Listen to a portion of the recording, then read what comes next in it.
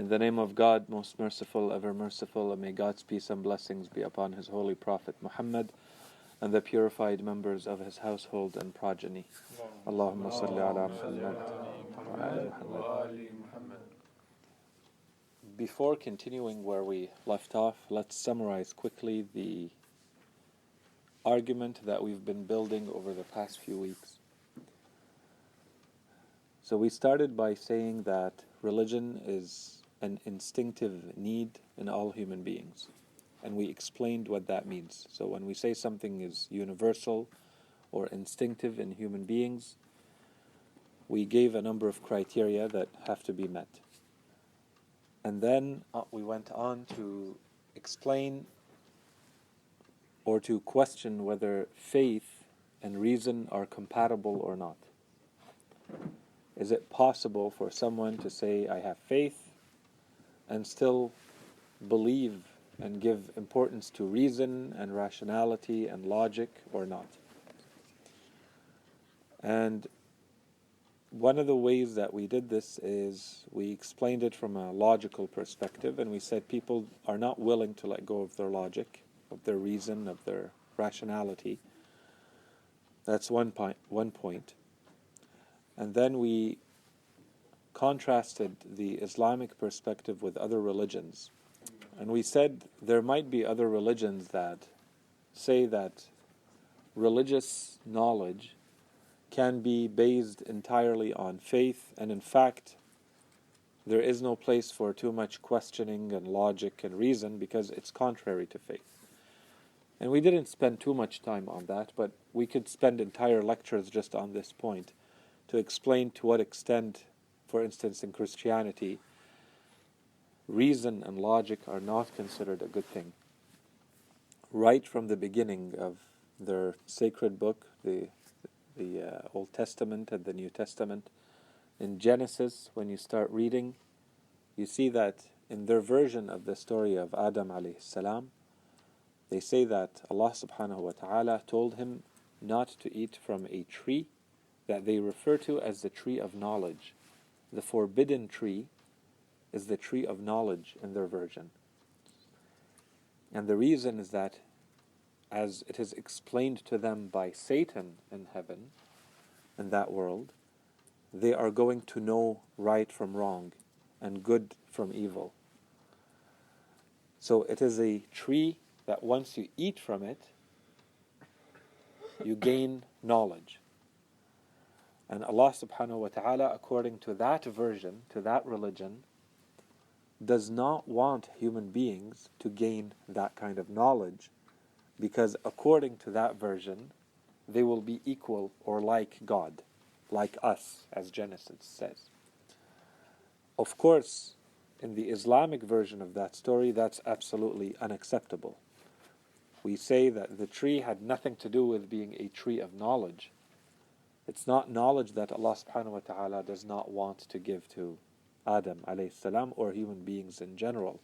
In fact, in the Islamic version of the story of Adam, one of the reasons why Allah subhanahu wa ta'ala asked the angels to prostrate before Adam was that He had given him a knowledge that they did not have. As the Quran says, عَلَّمَ آدَمَ الْأَسْمَاءَ كُلَّهَا. So one of the reasons is because Allah subhanahu wa ta'ala gave him a knowledge that they did not have.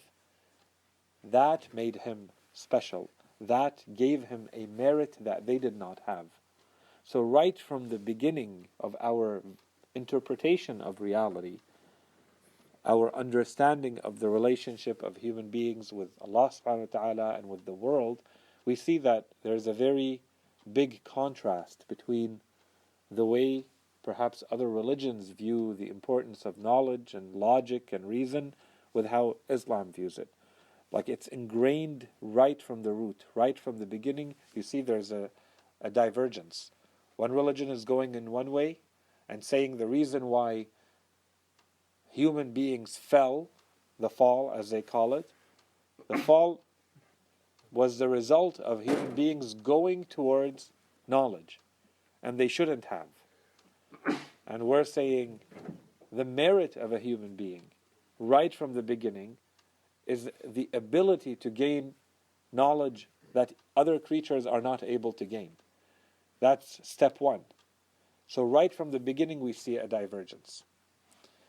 After explaining these differences, we also went to try to look at a number of famous personalities that are considered having very rigorous logic, very rigorous scientific minds, very strong reason.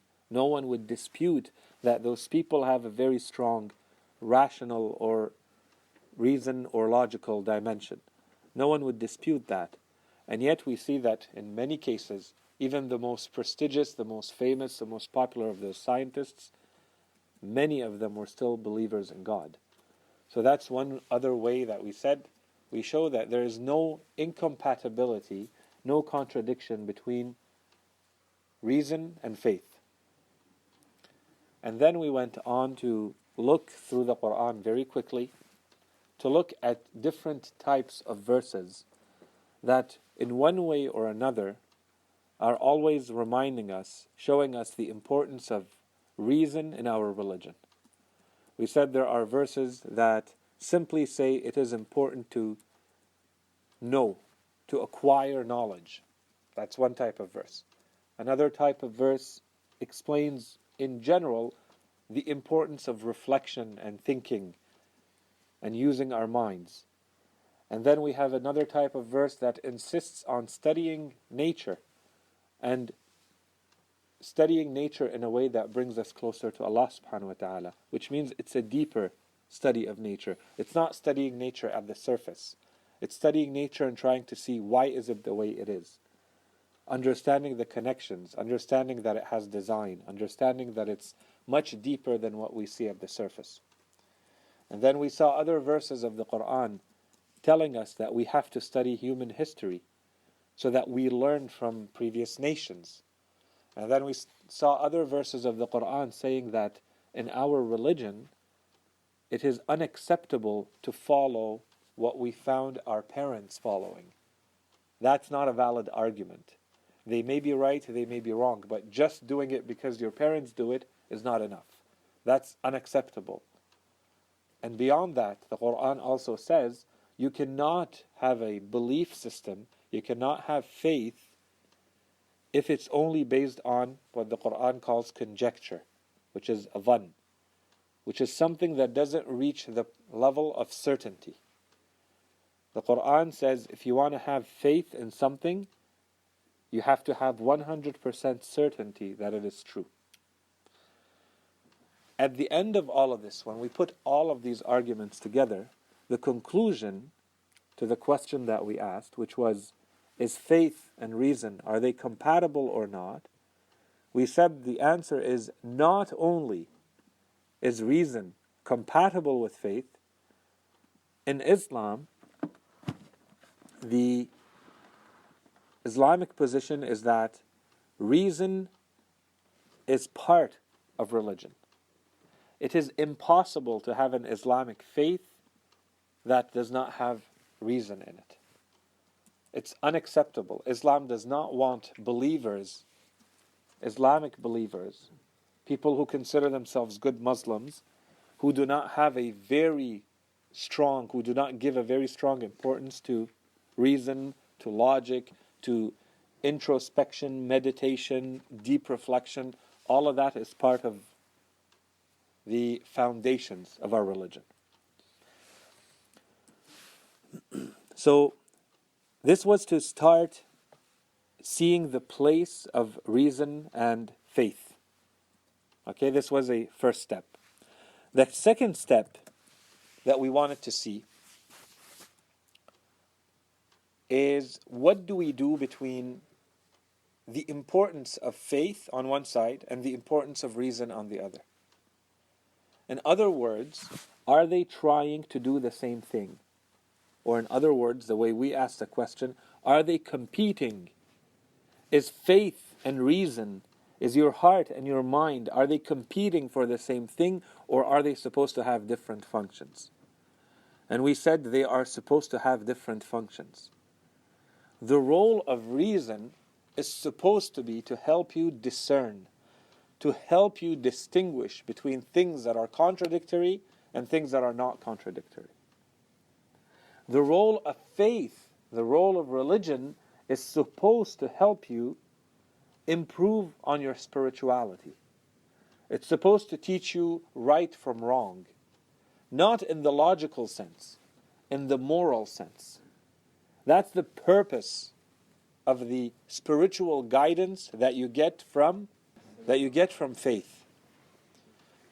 Reason is supposed to help you distinguish, to identify contradictions, to identify weakness in argument, to tell whether an argument is valid or not valid, and to distinguish between things that are contradictory and things that are not contradictory, that are valid logically. That's the place of reason and the place of faith. That's the role they play, their importance. And we also said to be careful, because sometimes, especially in these times, the word reason is often being used when what they should be using is natural science. These are two different things. Reason is not equal to natural science, and natural science is not equal to reason. Reason is a logical ability to think properly. That goes way beyond a specific discipline. Natural science, or science in short, I'm intentionally saying natural science, because nowadays, again, the word science is used very vaguely and very generally, as though it is everything. As though any type of logical reasoning must be only in the natural sciences world. And anything outside of that is not rational, is not reasonable, is not logical. Natural science is one discipline. It has tools, and it has approaches, and it has ways to study nature. That's all it can do. And people come up with better ways, always, to try to study nature, to predict nature, to understand how nature works. Not why. They can never reach why. Why does it snow? Not really. How does it snow? We can tell. We can say because of the temperature and because of the pressure and. This is the how. But why is it this way? This is where science stops. The why can never be reached from a purely natural science explanation. So this is something to keep in mind when you hear the word reason, when you hear rationality, when you hear science. Make sure the words are being used properly. Do we mean natural science? Natural science's place is to study nature. And the way you study nature is by using your five senses and then using your mind to draw conclusions from what your senses are telling you. That's the extent of what you can do with natural science. Reason is way beyond that. Yes, reason is used in the natural sciences, but it's also used elsewhere. In fact, we use reason in every aspect of our lives, or we're supposed to, or we claim to. Okay? And then we said, now let's come to our beliefs. So what do we do with reason and what do we do with faith? Or, now to use a different kind of terminology, what's the role of reason in our faith? And what's the role of religious knowledge in our faith? What we're really talking about now is the source of the information. So where is the information coming from? Is this a type of information that we can reach through intellectual study? Or is it a type of information that needs to be taken directly from a religious source? And the way we explained that, we said human beings, if we go back to previous lessons, and this is how we're putting it all together now, we said human beings have an instinctive desire, an instinctive need for religion. So what does that mean concretely? That means that everybody shares a set of questions that we all feel we want to answer. Any human being everywhere on earth at any time. Everybody wants to know where we come from. everybody wants to know what we're doing here, and everybody wants to know where we're going. These are the most fundamental questions human beings have. And of course, the more you mature intellectually in life, the more these questions become important for you. And the more it becomes important to find meaning in life through those questions.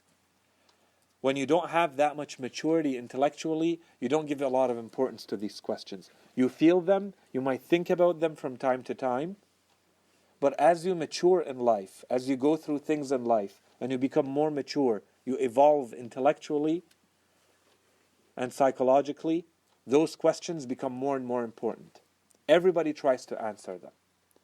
The role of reason is first to ask those questions.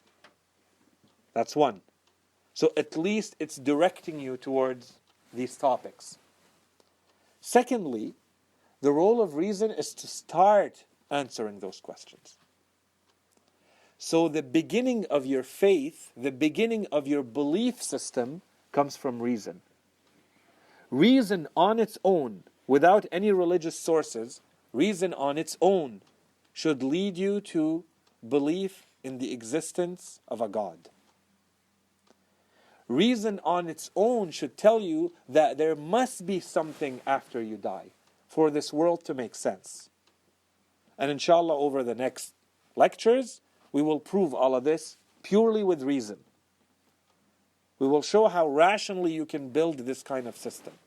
We will give the arguments and the proofs and the demonstration that is required to establish all of this on a logical basis, on a rational basis.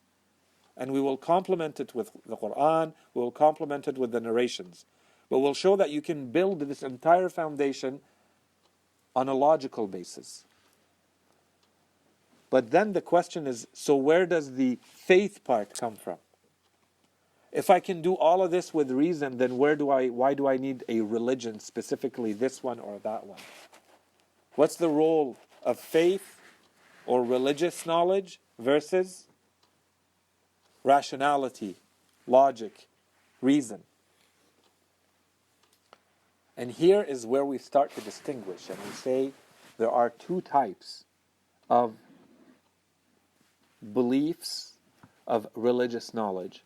The ones that are considered foundational, they're at the root of everything, those are based on reason. These are the primary elements of your belief system. To those, you now have to come and add a lot of detail. The detail cannot come from your reason. Reason does not have any tools to go get the details. Reason can tell you there must be something after death. Death cannot be the end. Based on everything we know in this world, it does not make sense to say, and then nothing happens after you die. That part we're going to show. We can prove based on reason. But what happens after death? What does it look like? What shape does it take? Reason doesn't have any tools to tell you what that looks like. Reason can tell you there must be a God and give you some of the main attributes of God. But it cannot give you all of them. The details of your belief cannot come from your reason. Reason can give you the big pieces and direct you in a certain way, and once you go in that way, you're going to start finding the details. But they don't come from reason. Another thing that you can get from reason. Reason tells you if there is a God and He has created the world in a certain way and expects things from you as a human being, then you have to have a relationship with that God. That relationship can be in all sorts of ways. Usually human beings refer to that direct relationship with God in a ritual that we refer to as prayer. But prayer can be anything. You look at every faith and every religion and every New Age movement, everybody has a sort of prayer and meditation and trying to connect with the absolute and the infinite and the sacred. Right? But why does it have to look this way or that way? Where do we get that from. Can your reason tell you what prayer should look like? No. This is the details. The details, you cannot reach them purely by reason. Reason gives you a general direction, general elements. They're very important. They're going to become your foundation. And on that foundation, you're going to start building the details, especially the actions that come out of those beliefs. And those actions, reason alone is not enough to reach them.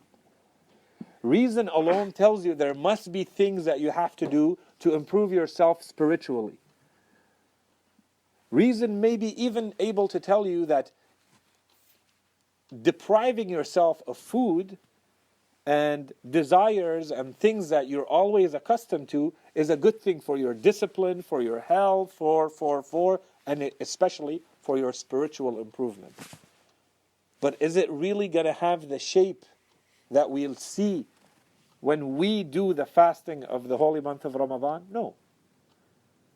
There's a lot of details in there that are added that your reason alone cannot reach on its own.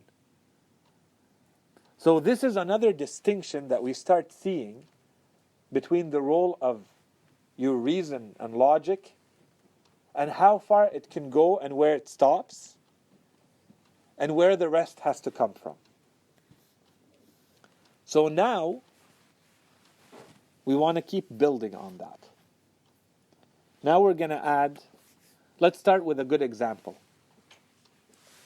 The example is going to be, I think all of us here, we think that we live our lives based on reason. We do things based on our logic and our rationality. Right? That's how we live our lives, normally, every human being. So, let's say one of us feels ill, feels sick, you go to the doctor. You went to the doctor because you're feeling sick, the doctor prescribed a medication for you. You went to the pharmacy, you bought the medication, and you took it as prescribed by the doctor and the pharmacist. So far, so good? Okay.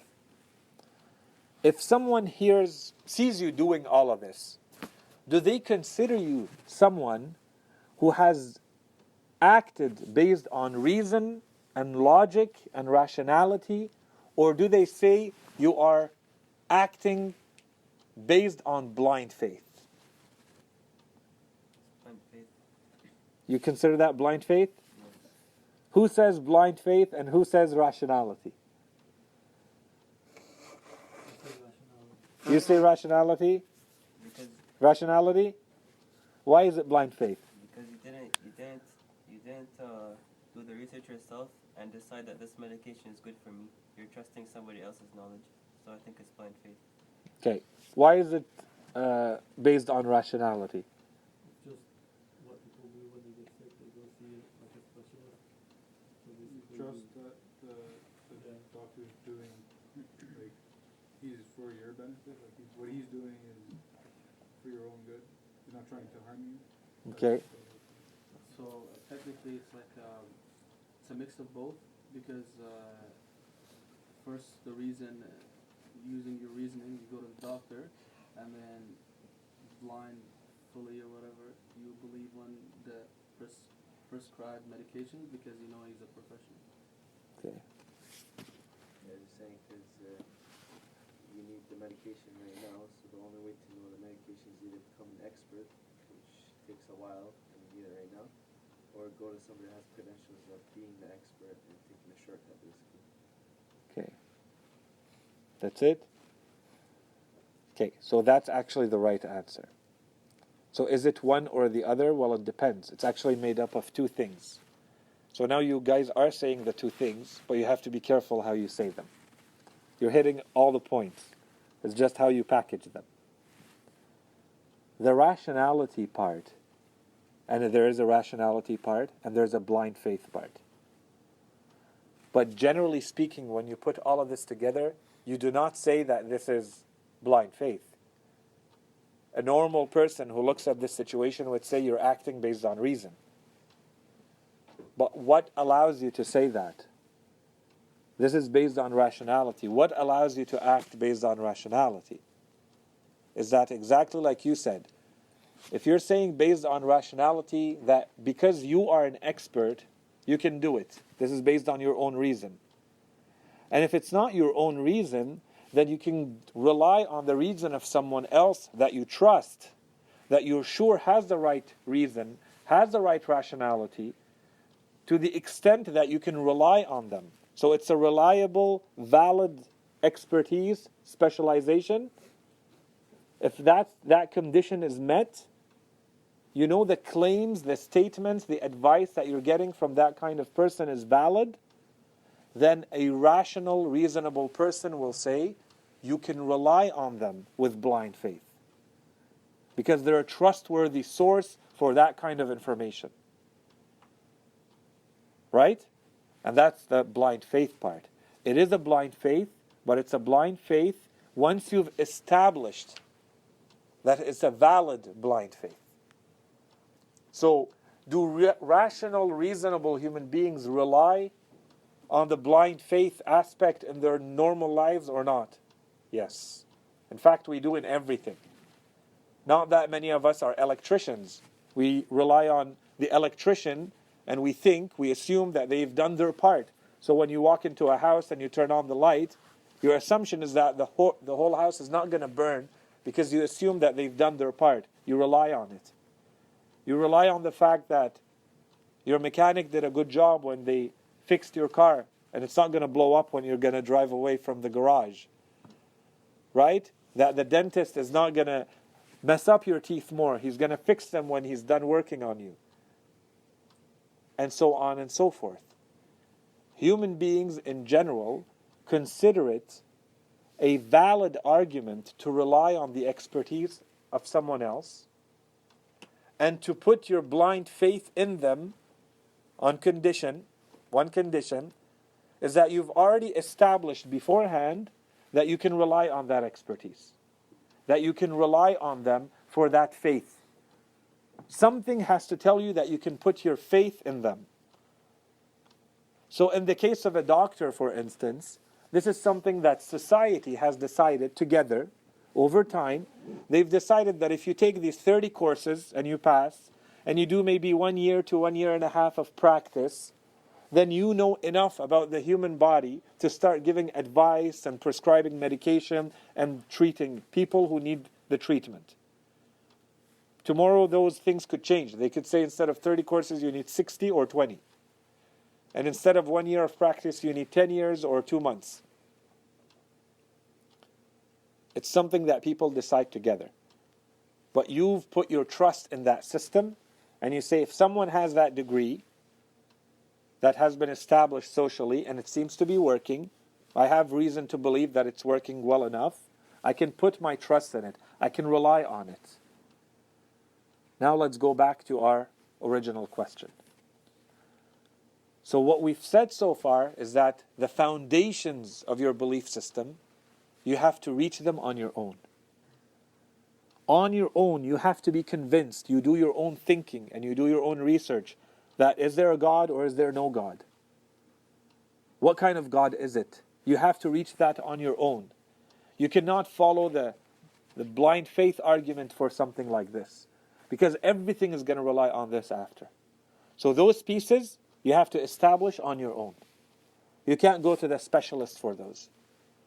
If you go to the specialist, it's to get more information for yourself. You kind of have to become your own specialist for those things, to the point where it's enough for you. And for one person, what's enough is going to be different than what's enough for another person. This is very personal. But you have to be convinced of those foundational elements, the root of your entire belief system. Once you've established all of that, you have those big pieces, and then there's someone, a man, in our case by the name of Muhammad sallallahu alaihi wasallam, who comes and who makes certain claims. He makes some statements. if I have established that I can trust this person, if I have already established that I can rely on this person when they make these claims, if I start taking those claims and applying them in my life as blind faith, is that considered based on reason? Is that the action, the behavior of a reasonable person? Or is now someone who sees me, are they going to say, this is not based on reason? This is not based on logic and rationality. This is based on pure faith, and you have absolutely no idea if this is right and wrong. Someone who has already done the work to establish that what this person is saying is true, and I have every reason to put my faith in them, just like I did with the architect and the electrician and the doctor, I've already also done with this person that is claiming to be sent from God. If I've done that work and I've established that they are sent from God, then do I need a specific proof for every claim that they're making, or can I start trusting the claims they're making and build my life on them? For those pieces, we're not saying that you shouldn't ask for why. But if you ask why, what you're going to get is a bonus for you. Unless you haven't established first that you can rely on that person. If I can rely on this person called Muhammad sallallahu alaihi wasallam, that they are a trustworthy source, that they are really sent from God, then after this, if they come and they say, and therefore you should wake up before the sun rises and perform 2 rak'at of prayer, I should be able to say, yeah, and this is reasonable behavior. This is based on if. This is the big if. If I was able to establish first that this is truly someone sent from God. After that, the behaviors that come out of that belief, they're secondary. They're details. So if someone comes to me now and says, why do you fast? Why do you pray? Why do you wear hijab? Why do you do any of the rituals you do in a religion? This is secondary. I do it because God wants me to. Of course I can say, and it's good for my health. I don't eat pork because pork is bad for your health. I pray because, I fast because, these are secondary reasons. This is us rationalizing this behavior, that behavior. The real reason is I do it because this person called Muhammad told me to do it, and based on everything I've researched and thought about and I know and I've studied, this person is sent from God. In other words, God is ordering me to fast, therefore I fast. Now I can give you some benefits that I get out of fasting, but I'm not fasting for those benefits. Yeah, it makes me more healthy. I may lose weight. Okay, what if fasting resulted in me not being that healthy or not losing that much weight? Does it mean I stop fasting? No. Which means that's not the reason I'm fasting. Some people say when you perform your prayer, the way our head and our body is structured, let's say when we perform the sujood, you attach yourself in a certain way to the magnetism of earth. And that re-energizes and grounds your body. And that's very important. And there are all sorts of meditation, yogis and others do similar things. And so they say, look how our prayer remagnetizes and grounds our body. And it gives us the energy of earth. That's really good. But is that really why I'm performing the sujood? So if tomorrow someone came and said, it doesn't work that way, this is not valid, I'm going to stop performing the sujood? No. So this is an additional benefit that I may look up, that I may think about, that I may add. But at the end of the day, that was not the reason why I performed the sujood or I performed the prayer. This is an additional benefit. This was not the reason. So when whenever you are asked or you are thinking about behaviors and rituals and acts that you're performing, don't look at the act itself. Look at the belief system that is leading to the act. Don't ask me why I fast. Ask me why I believe what I believe in, and what I believe in leads me to fasting.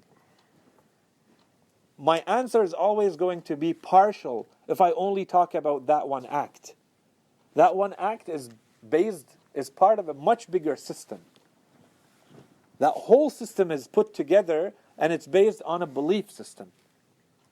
You want to know why someone does something? Go to their belief system. Don't say, why do you do this? Why do you wear the scarf? Of course, I can give you the secondary reasons. But the primary reason is God wants me to. Now I can rationalize it for you. Now I can give you the theory. Now I can give you some explanations. But the real explanation is, I believe in God and I believe He asked me to do that. And that's it. That's enough of a valid explanation. If I've already established that there is a God, that He has communicated His message in a certain way, that it has reached me, then I can add all that. Make sense? Okay. Now, let's go a little bit quicker until we finish. The Holy Prophet passes away, the Imams come, until a time when there are no more Imams. So what do we do now? Again, to use logic on one side, we do what we just said we would do in the case of someone being sick. You go looking for what? You look for an expert. You look for a specialist. In the case of religion, the same thing. You're going to go look for a specialist in religion, and he's going to tell you the same thing. So you're going to go take your religious matters from that person. So there's an intellectual argument that leads you to that expert. Just like you have the same intellectual argument in the rest of your life. If you need to build a house, you go to an engineer. If you need to fix your car, you go to a mechanic. You need to go to that expert, because that's the type of need you have. And then when we go back to the Imams and we go back to the Holy Prophet and we see what they told us, if you do not have access to the Imam and to the Holy Prophet, then you must rely on the scholars. So we have a religious reason and we have a rational reason, both of us telling us that if you do not have access to this source of knowledge, religious knowledge, then you have to go to the expert. So what's the role of that expert? Is it to come up with stuff on their own, to make up stuff? No. Their role, and therefore their expertise, is to look into the Holy Quran and look into all of the narrations of the Holy Prophet and Ahlul Bayt and extract in the proper way all religious issues. So when we say scholar, what we're saying is someone who knows the Holy Quran and the riwayat inside out, and who has their interpretation of all of them, so that whatever you need in terms of religious issues, they are able to take out from them. They're not making stuff up. They're not pulling it out of thin air. The only thing that they have to work with is the Holy Quran and the riwayat. Everything you ask them, they have to be able to take it out of that. That's all they have at their disposal. When someone reaches that level of knowledge of our religion, that they know all the riwayat, all the narrations, and they know all the verses of the Quran, to the point where they are able to extract the religious answers from them independently without relying on someone else, we say that they have reached the level, the rank, the degree of ijtihad. So when someone is a mujtahid, it's someone who has reached that level. So far it makes sense? Okay, Now a couple more things about ijtihad. So just to make sure, where are they getting the answers? Can they make up the answer? Can they sit home and think and say, okay, maybe we should do it this way instead of that way? No. The answer has to be found in the narrations of the Holy Prophet and the Imams, and in the holy verses of the Quran. That's one thing. Secondly, who can become a scholar? So let's ask the question in two different ways. If tomorrow all Muslims decided that they wanted themselves to become a scholar, is that okay? Or is that not okay? Is this a path that is open to anyone and everyone can become their own scholar, and therefore they don't need to rely on anyone else? Yes, but no. Like, yes, but they still need someone. They need to rely on somebody to get to that point. Okay. But yes, they could be their own expert. Okay. Yeah, I'd say yeah, but if everybody becomes the same expert, then the role in society is fulfilled. So maybe if you can fulfill a role in society that's better off and help other people, I think that'd be better off to take expertise from that. So that's the right answer. Exactly. That path, that option of everybody becoming a scholar for themselves instead of relying on someone else is open to everyone.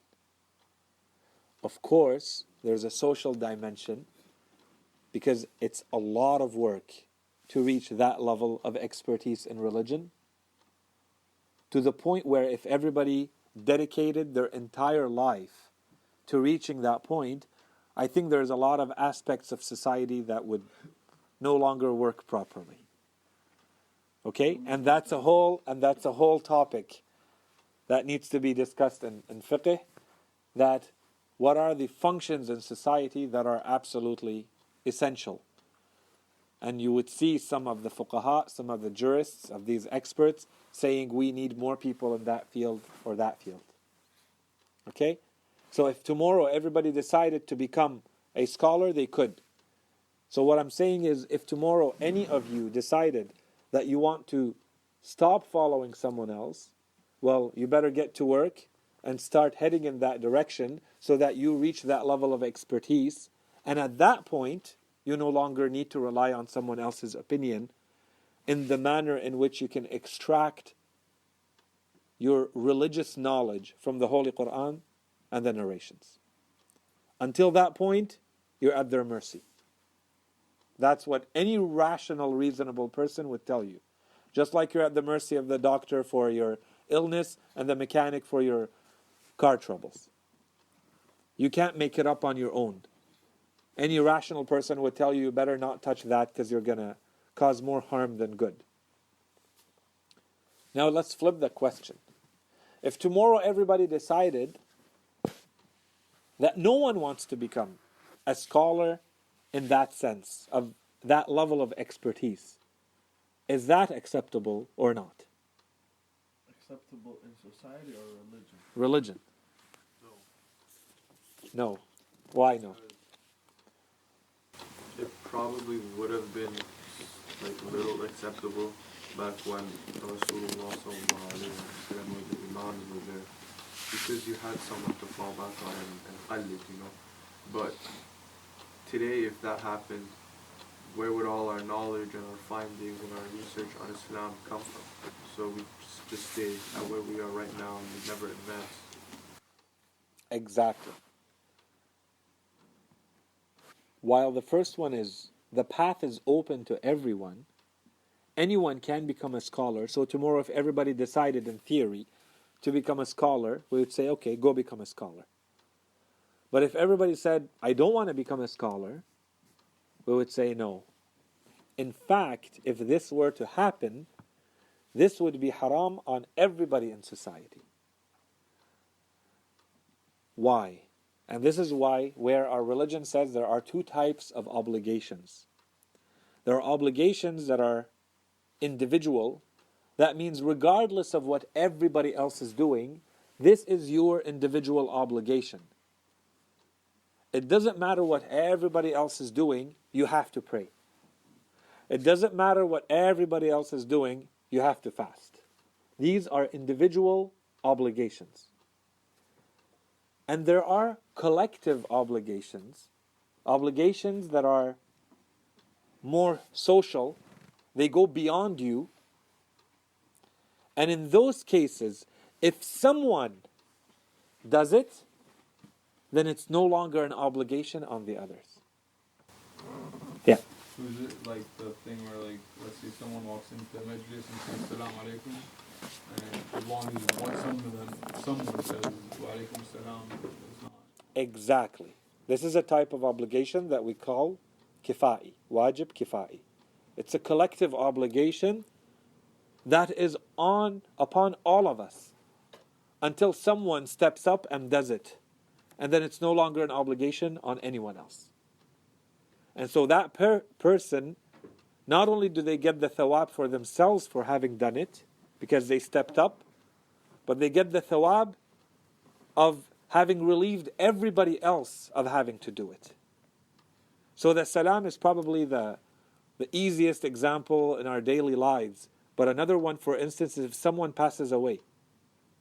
Someone has to perform the prayer, the salat al-mayyit, the prayer of the deceased for that person. Someone has to perform those rituals. If no one does it, if this Muslim person passes away and no one does it, it's haram on everybody. If one person does it, All Muslims or on all Muslims. Someone has to do it. Or on anybody who knows that guy died. Of course, yes. That's what we mean. Anybody who is in that context that is capable of doing it and whose that duty would fall on them. Until someone does it, it's an obligation on everybody. So you can't rely on someone else. Someone has to step up. And if they do, then they've relieved everybody else of that duty. Reaching this level of knowledge in religion is exactly of this type. And there are verses of the Quran and narrations that clearly state it in that way too. That it's not an obligation for everybody to reach this level of expertise in religion. But in every area of the world, in every group of people, there has to be a number of them who dedicate themselves to studying religion so that they can inform the others of it. This is the duty.